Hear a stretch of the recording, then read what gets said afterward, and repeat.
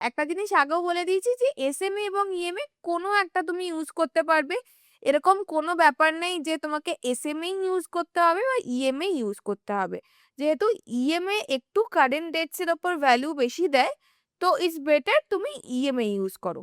কিন্তু as such খুব বেশি হেভি ডিফারেন্স কিন্তু দুটোর মধ্যে হয় না। এবার এরপরে কোয়েশ্চেন আসছে ইএমএ বা এসএমএ মুভিং অ্যাভারেজের ভ্যালু তো আমরা ডিফারেন্ট চেঞ্জ করতে পারি। তো কোনগুলো আমরা বেশি চেক করব?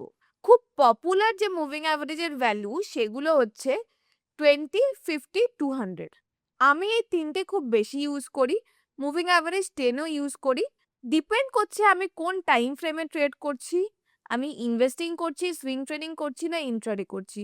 তার উপর বেস করে আমি আমার মুভিং অ্যাভারেজের ভ্যালুও চেঞ্জ করি। খুব সিম্পল, তুমি যত ছোট টাইম ফ্রেমে যাবে তত ছোট মুভিং অ্যাভারেজ তোমাকে দেখতে হবে।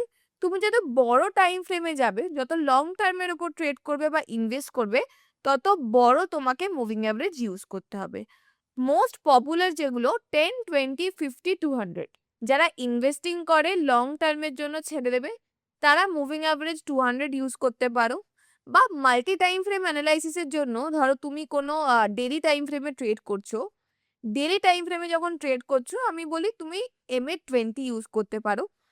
আর যখন তুমি ধরো ওই ডেইলি টাইম ফ্রেমেরই ট্রেডটা কনফার্মেশনের জন্য একবার হায়ার টাইম ফ্রেমে উইকলিতে গিয়ে দেখছো, তো উইকলিতে তুমি MA50 চেক করতে পারো।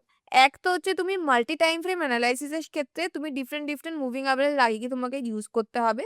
যখনই ক্যান্ডেলের টাইম ফ্রেম বেড়ে যাচ্ছে, ক্যান্ডেল 15 মিনিটস যদি হয়, তখন তুমি সেখানে MA10 ইউজ করতে পারো। যারা ইন্ট্রাডে করছো তাদের জন্য MA10 বা MA9 গুড। যারা মনে করছো সুইং ট্রেডিং করছো তারা MA20 এবং MA50 ইউজ করতে পারো। আর যারা ভাবছো যে তারা ইনভেস্টিং এর জন্য ইউজ করবে, তারা MA200 ইউজ করবে।